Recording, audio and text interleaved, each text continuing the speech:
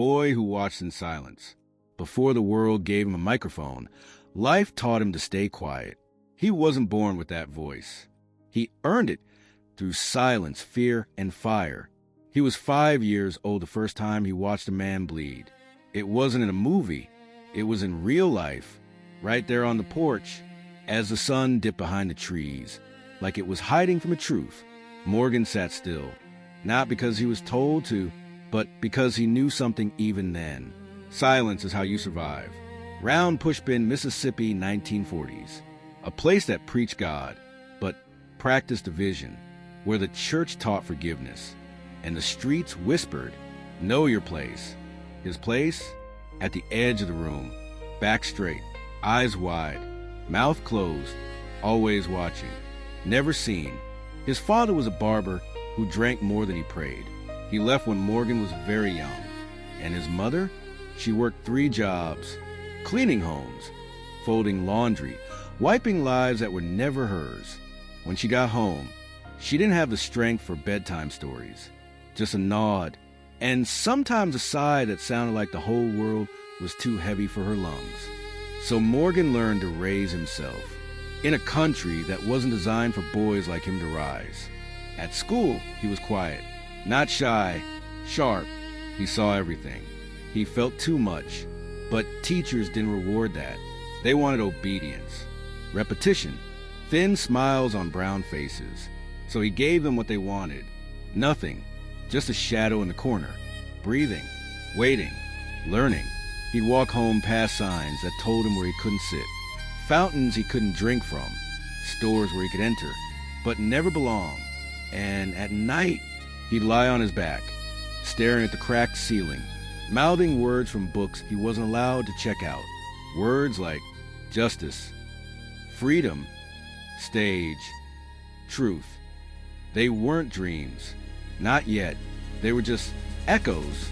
One day, at a segregated community center, he saw a man on a makeshift stage, reciting Shakespeare with fire in his chest, a voice like thunder. Morgan didn't move, didn't blink. That voice, that presence, it broke something inside him, a dam, a silence he didn't know he was living inside of. And for the first time in his short life, he whispered to himself, I want that. But want was dangerous. Want made you visible.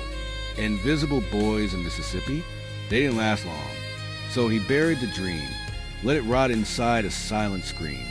And when people asked what he wanted to be when he grew up, he'd shrug, or lie, or say nothing at all. Because how do you say, I want to be heard?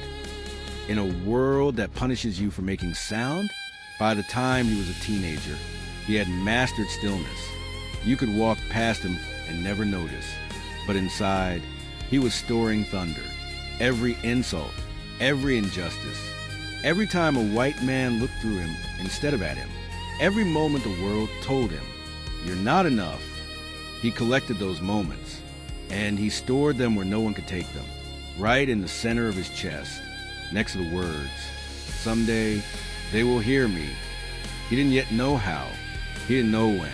He didn't know if the world would ever let him be more than a background character. But he knew one thing. Silence was his teacher. And one day, his voice would be the answer.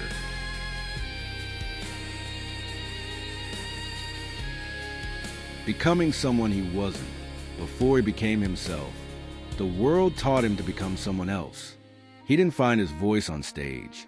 He lost it there first. Round Pushpin, New York, 1960s. The city didn't care who you were. It didn't ask where you came from. It just wanted to know if you were worth watching. And Morgan? He wasn't trying to be famous. He was trying to survive without disappearing. He got a job in a theater program. Low pay, lower respect. But it was something. He thought the stage would free him. But it came with rules. Speak clearer. Smile more. Lose the accent. Don't make the white actors nervous. Be grateful you're even here. They gave him roles. Waiters, janitors, servants with a joke, sidekicks with a line and a laugh. He took them, not because he liked them, but because he couldn't afford to say no. Because when you're black, poor and try and become someone. You sometimes have to become anyone. Backstage, he'd stare at himself in the mirror, makeup smeared, costume sagging, and ask, am I acting or am I disappearing? Sometimes, after a show, he'd walk home through Harlem, his step slow, his chest tight. He felt like he was carrying someone else's skin, someone else's story, because on that stage, he was never allowed to be fully human. He could be funny, he could be loyal, he could be magical, he could be tragic, but he was never allowed to be complicated. He remembered a line from a play once, "The truth doesn't sell tickets." And it stuck with him because he had so much truth, too much, but nowhere to put it, so he buried it deeper, behind performance, behind the applause, behind the voice they wanted, not the one he was still growing into. Then came the children's show, television, the electric company. He played characters, wore hats, made silly faces, did educational songs. It was exposure, a foot in the door. But every time a kid on the street yelled out a catchphrase, he smiled with his mouth and winced with his soul. He felt like he was feeding the world sugar, when all he wanted was to tell them the truth. But he stayed, because when you spent your whole life not being seen, even bad attention feels like sunlight. In interviews, he played the role they expected, charming, grateful, easy to digest. But when the cameras stopped, he would sit in his small apartment, in silence, and ask, if I died tonight, would anyone know who I actually was? He read plays in the dark, August Wilson, James Baldwin, Shakespeare, not for work, for healing. Their words told him, you're not crazy, you're not alone, you're just ahead of your time. He started writing again, not scripts, not stories, questions. What does freedom feel like? Can I be great without being safe? Will they ever let me be angry on stage? What happens to a voice that isn't used? One night, he stood in the middle of a stage during rehearsal. Lights off, no audience, just silence. He whispered, you will not define me. I will not be your shadow. One day, I will speak and the world will stop. He didn't know when, he didn't know how, but he believed it, because underneath the masks, beneath the roles, buried in the pain, his real voice was still there, quiet, wounded, waiting. He would keep playing roles, keep smiling for cameras, keep saying thank you when he wanted to scream. But inside, a storm was forming, one that would one day become a voice that could move nations. But for now, he was still becoming someone he wasn't, so he could survive long enough to become who he was always meant to be.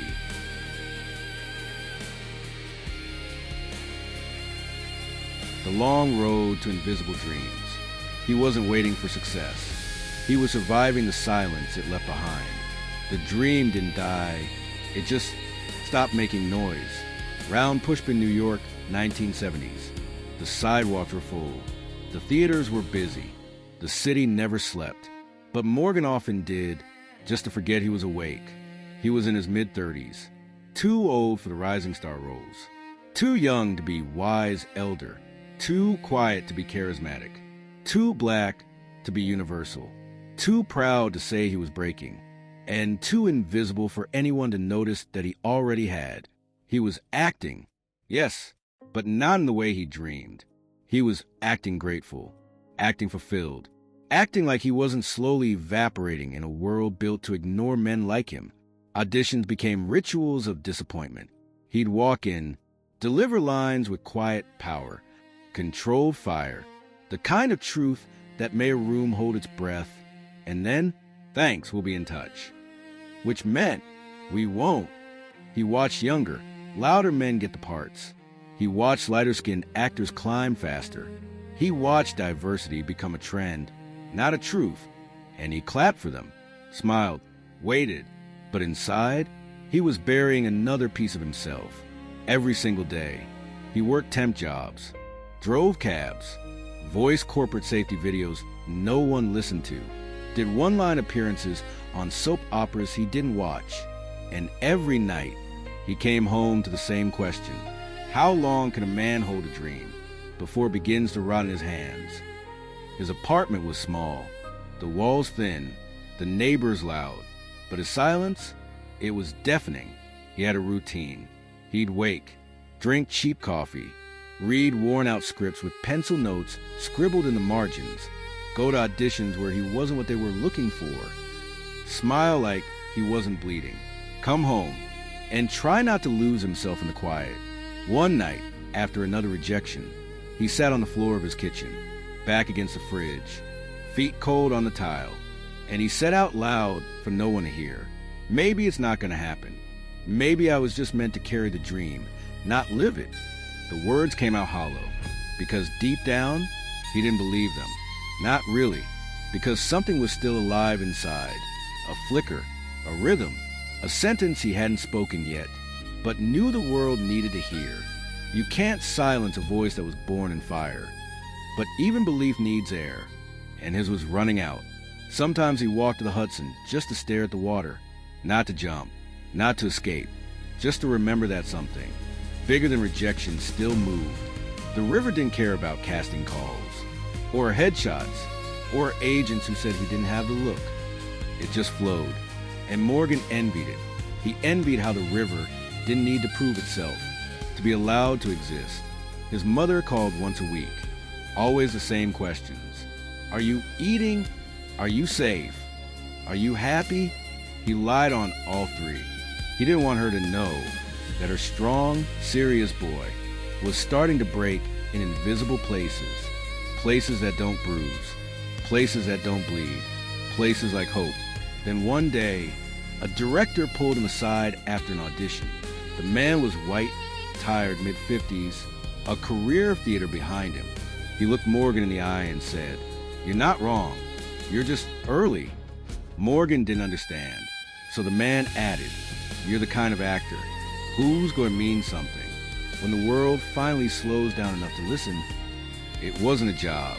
It wasn't a paycheck. It didn't fix anything, but it gave Morgan just enough breath to keep going one more year, and then another, and another. He stopped chasing fame, stopped chasing approval. He started chasing truth, even in small roles, because even the smallest role, if spoken with fire, could shake someone awake. He once said to a fellow struggling actor, "You don't become great by being seen. You become great by surviving when no one's looking." And he lived that every hour, every set, every line. The world wouldn't know his name for another decade, but by then, he had become the kind of man who no longer needed the world's permission.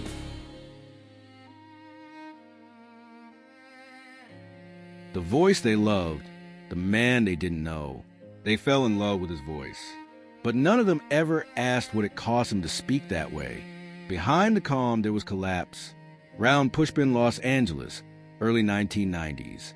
They started calling him the voice of God. Journalists, filmmakers, fans. That low, slow, thunder-wrapped in wisdom voice had become iconic. It narrated nature documentaries. It opened major films.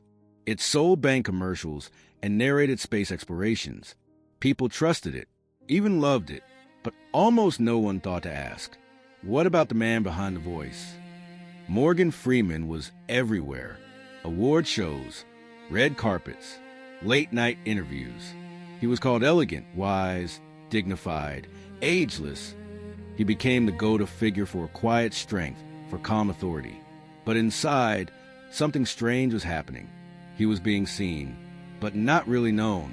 He would walk into restaurants, and people would whisper, "That's him. That's the voice. He sounds exactly like in the movies." But no one ever said, "I wonder how he's doing." Because by then, Morgan had become a symbol, not a man, an image, a sound, a myth. He had played presidents, judges, narrators, prophets, mentors, always above the chaos, always above the pain, but never in it. And he began to feel as if he wasn't allowed to be messy anymore.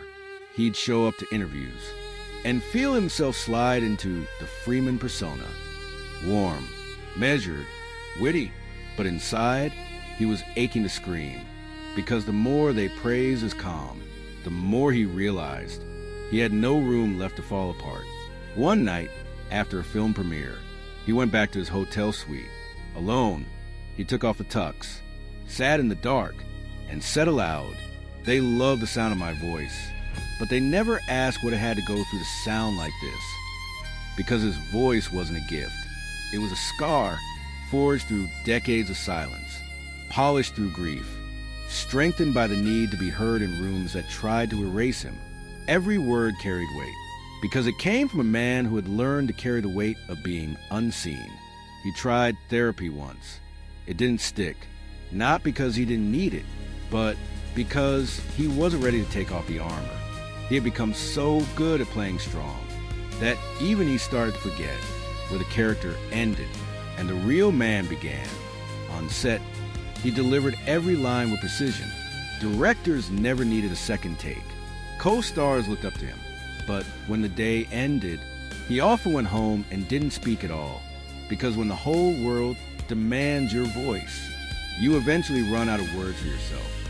He had friends, but he didn't confide. He had lovers, but he didn't rest. He had fans, but he felt alone. At award shows, he'd smile as the cameras flashed, thank the Academy, thank his team, thank the audience, and then go backstage and whisper to himself, "You did good. They believe you. Just keep going." But believing in yourself is harder when everyone's fallen in love with a version of you that isn't real. He once told a young actor, "Fame is a strange thing. It gives you a name, but it costs you your reflection."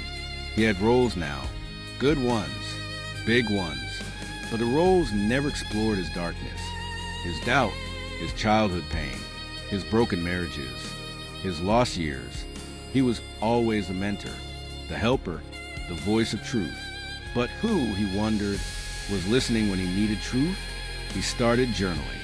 Late at night, longhand, no punctuation, just thoughts like, "I don't know who I am when I'm not speaking. Do they love me or the illusion of me? What if the calm is just what's left after the storm already did its damage?" He wasn't sad. Not exactly. He was just hollow, a man who had become so good at guiding others that he forgot how to ask for direction himself. People said his voice gave them comfort, hope, strength, and he was grateful. But sometimes he wished someone would sit next to him, place a hand on his back, and say, "You don't have to carry everyone today. Let someone carry you." But he never asked for that, because Morgan Freeman knew strong men aren't allowed to ask, especially when their voice is the thing holding everyone else together.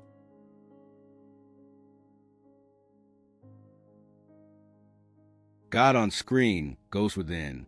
They applauded when he played God. They called it perfect. They said, of course it had to be him. That voice, that presence. But no one paused to ask what it meant for a man who had spent most of his life feeling small, to suddenly be the face of the divine. When the script first came in, he read the role slowly, not because the lines were difficult, they weren't, but because something about the idea unsettled him. God? He wasn't sure he believed in one, and if he did, he wasn't sure God had ever really believed in him. Still, he accepted the role, because at this point, Morgan had learned that when the world finally calls your name, you answer, even if you're not ready. On set, people were in awe. The director treated him like royalty. The crew watched him with reverence. Co-stars whispered about his aura, and when he spoke his first line, silence felt like snowfall. That voice, deep, timeless, warm. It didn't just play God. It convinced people he was real. Audiences wept. They laughed. They clapped. They left the theater saying he should narrate my life. I believe in anything if he said it. But for Morgan, something inside him had shifted in private. He felt the weight of what he'd just done. He had stepped into a robe that wasn't his, spoken words that weren't his, and the world had believed it. Instantly, they believed in the version of him that was untouchable. But what about the version who still woke up some nights, wondering if he deserved any of this? Playing God made him more visible than ever, but it also made him feel more unreachable. He started noticing it in conversations. People didn't ask real questions anymore. They asked for guidance. They expected wisdom. Strangers would approach him on the street, not with admiration, but with a strange kind of worship in their eyes. They didn't want Morgan. They wanted comfort. They wanted clarity. They wanted God. And slowly, he began to feel erased by the role that made him famous. Because how could he show them that he was still hurting? Still uncertain? Still a man? How do you confess your fears when the world has mistaken you for faith itself?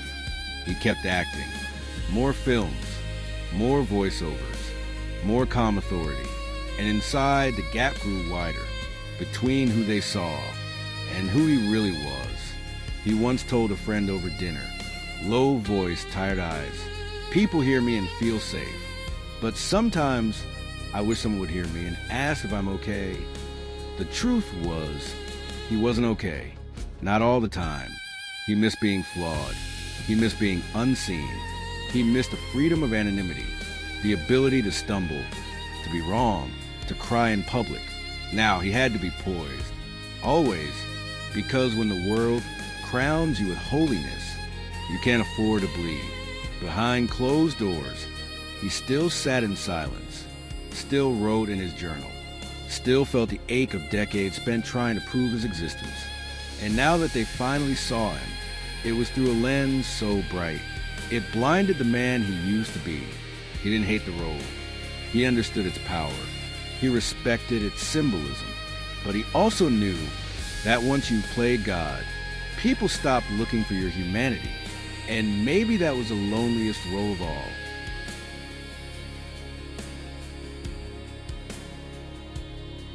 Broken love, unspoken grief. He knew how to hold a script. He knew how to command a room. He knew how to narrate the rise and fall of heroes.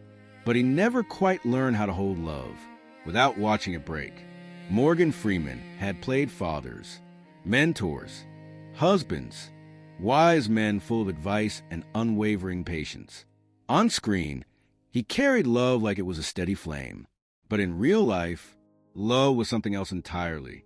Messier, heavier, quieter, and it didn't come with a script. He married young, not because he was ready, but because back then, black men didn't get to think too long about soulmates. They thought about survival, about building something that might last. Because so much didn't, the first years were full of noise, jobs that didn't pay enough, apartments that were barely warm in winter, arguments that started small and ended in silence. She loved him, but she couldn't reach him, because even then, Morgan was already learning to live inside himself. He wasn't cold. He wasn't cruel. He was just elsewhere. Acting took more than time. It took space, mental space, emotional distance. And when you give your best self to the stage, sometimes there's nothing left for the people waiting at home. He tried, but his version of love was shaped by things he never had. He didn't grow up watching a man love a woman gently.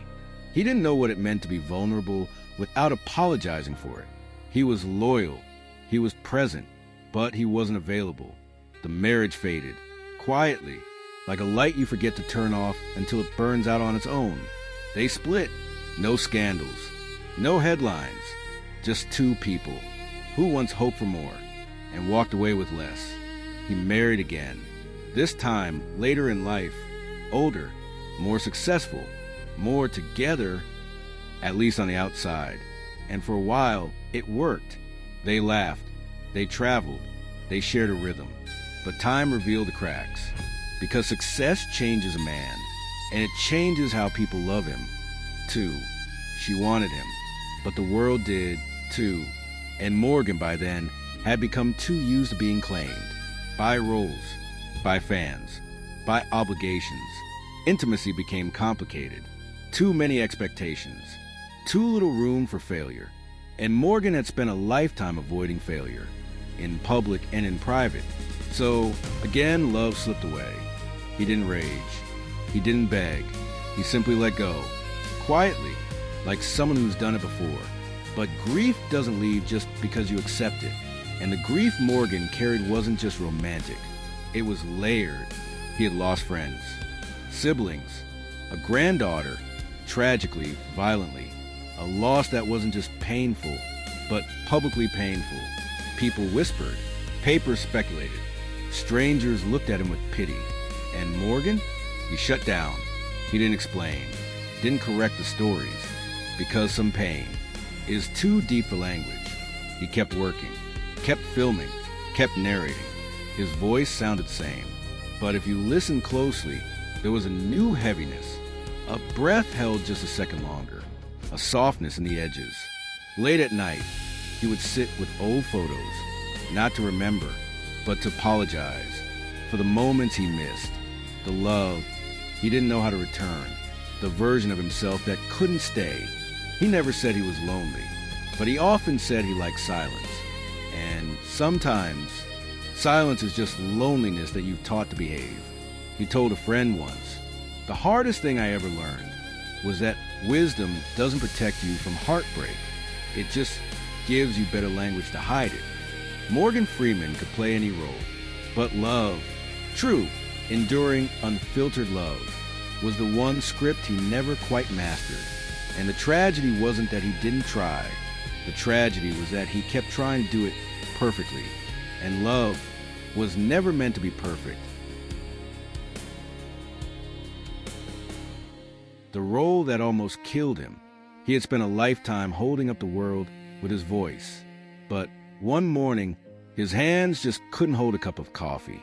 It slipped, shattered on the kitchen floor. And for the first time in decades, Morgan Freeman didn't feel powerful. He felt breakable. It didn't happen suddenly. It was slow, subtle, a stiffness in the fingers, a tremble in the left hand, a numbness in the arm after long shoots. At first, he ignored it. He had ignored worse. Pain wasn't new. He was a man of the South. You didn't go to doctors unless something was falling off. But this didn't go away. Doctors called it nerve damage. He nodded, listened, didn't ask questions. They told him he might never fully regain use of that hand. He just said, "Can I still speak?" They looked at him, paused. "Yes, Mr. Freeman, your voice isn't affected." He exhaled, not in relief, but in resignation, because as long as he could speak, the world wouldn't notice the rest of him falling apart. He went back to work, wore a glove to manage the pain, adjusted his movements, learned to hold scripts differently, learned to mask discomfort behind stillness, something he had mastered since childhood. But his body was tired, quietly begging him to stop, to rest, to let go, and Morgan didn't know how. He had grown up believing that slowing down was the same as giving up, and giving up, not an option. So he kept going. One day on set, during a particularly long shoot, his body gave out, not dramatically, not like in the movies. He just sat down, closed his eyes, and couldn't get up. People around him panicked. He told them he was fine. He wasn't.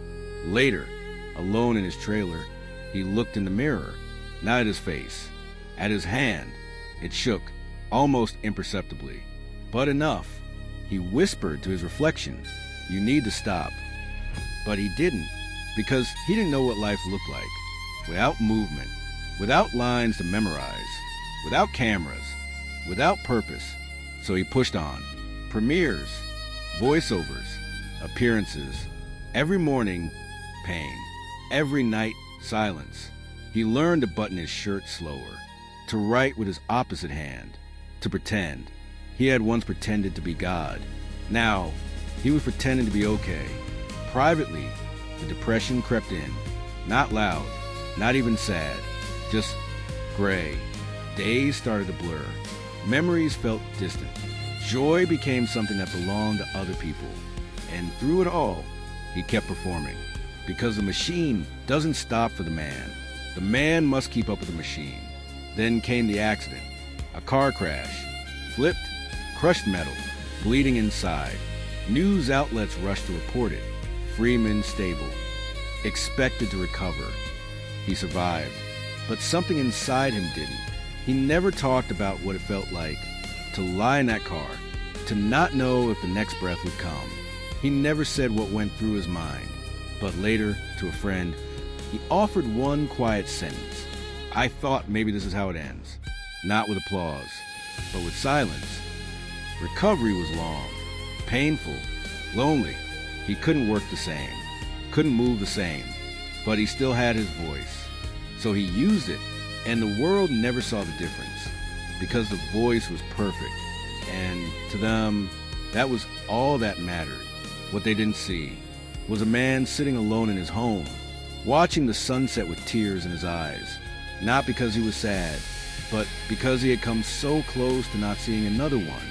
They didn't know that every time he stepped onto a stage after Crash, he whispered a small prayer, not to a god, but to his body. Just one more day. Let me stand. Let me speak. Let me finish this. This role, the role of being Morgan Freeman, was the hardest he'd ever played, and it almost killed him. The silence that saved him. No cameras, no crowds, no lights, just a man sitting in a wooden chair on a porch that faced the woods, watching the sky bleed into dusk. He didn't say anything, because for the first time in decades, he didn't need to. Morgan Freeman had given the world everything. His voice, his presence, his strength, his time, his silence. He had played gods, criminals, presidents, ghosts, and prophets. But none of those roles were as hard as playing himself. Now, in the quiet of old age, he was finally learning who that man really was. Not the icon, not the legend, not the voice, just Morgan. He kept a notebook by his side, not to write lines, not to prepare for roles, just thoughts, small ones, simple ones. The light looks different at this time of day. I miss laughter that doesn't need to be remembered. Some silence isn't empty, it's full. He didn't chase anything anymore. Not roles, not praise, not even healing. He just let life be. The pain in his hand never left. The scars from the accident remained. Some regrets, too. The loves he lost, the things he never said, the people he never got to hold long enough. But he had stopped apologizing for those scars. He wore them now, like armor that didn't need to fight anymore. He sat in silence often, not because he was broken, but because he had finally become whole. Silence had once been his prison, as a boy too afraid to speak, as a man too ignored to be heard, as a public figure too revered to confess. But now silence was a sanctuary. He didn't need to be understood anymore. He just needed to be still. And in that stillness, he found what fame never gave him.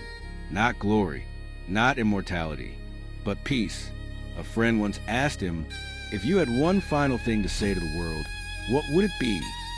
He smiled, took a breath, and said, they've heard enough from me. Let the silence speak now. And that was the last thing he needed to say. Not because he was done, but because he had finally arrived. In the quiet, in the present, in himself.